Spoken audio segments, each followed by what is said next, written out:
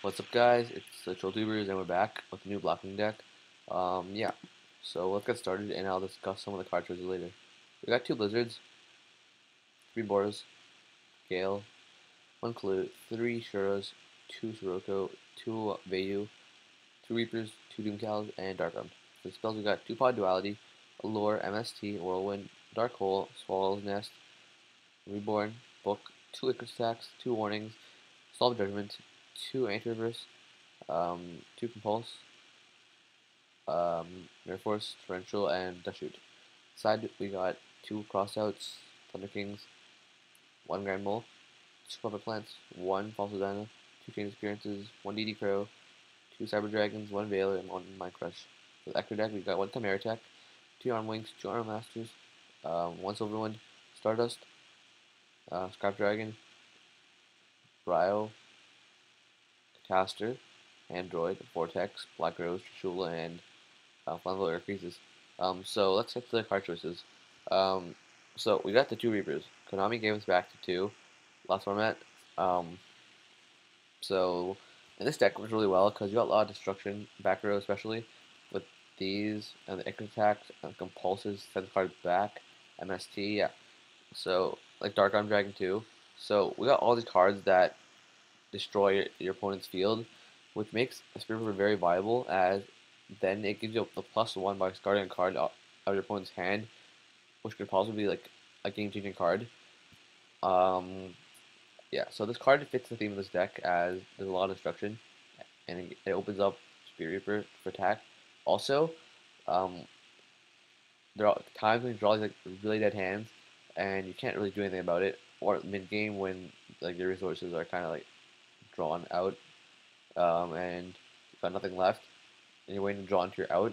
Spirit Reaper is a great stall card, and it's a dark, which feels for Dark Arm Dragon too. That itself makes it very viable for this deck and a very good choice. So two is a must. Um, two Doom Cows. Okay, so this deck lost a lot of power as Kalut and Icarus were limited and semi-limited.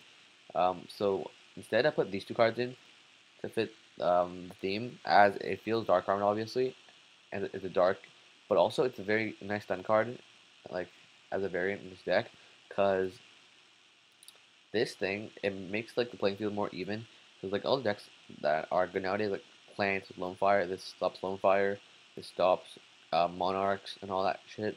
So yeah, this card is really good, uh, especially if opponents try to go off.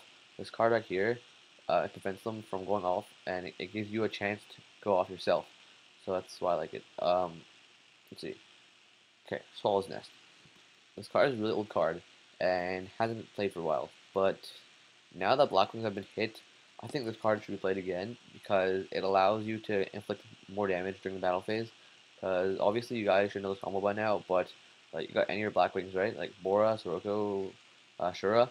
What you can do is during the battle phase, you attack, go Swallow's Nest, bring another one, and attack again.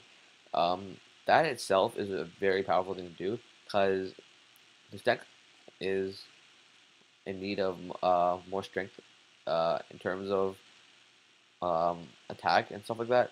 Because like we lost a Kalut, we lost the Gales, we don't have much left in this deck. So Swallow's Nest is really useful. Let's see, we got the two Delta Crow and Reverse. So I'm only playing one MST and no Trinade. Instead I'm playing these two cards right here.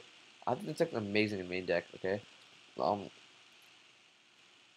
it's basically just like a heavy storm when we think about it, with like no cost.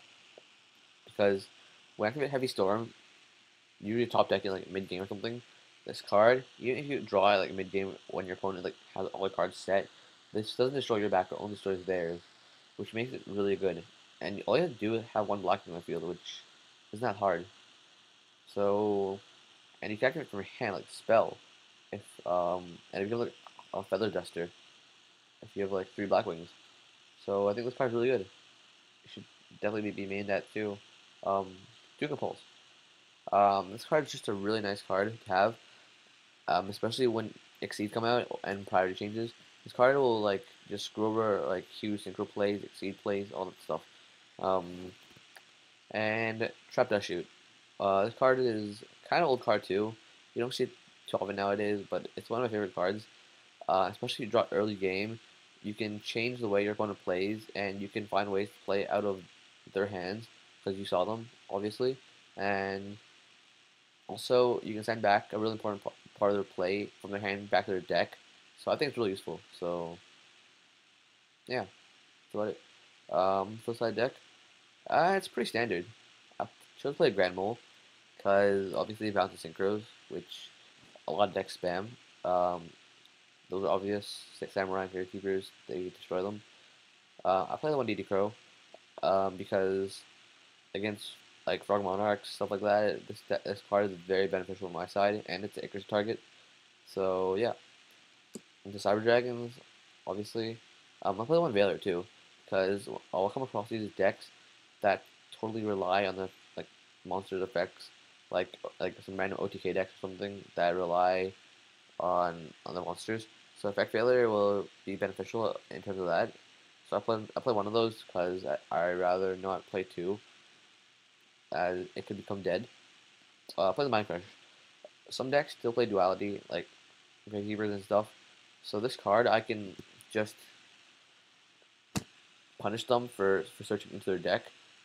Like if for instance they go duality into three cards, they take the recruiter. I can just Mind Crush that out of their hand, and their plays become screwed up. The extra deck is pretty standard, standard lineup, blocking synchros, and all the generic ones. So yeah, that's the deck. Peace, guys.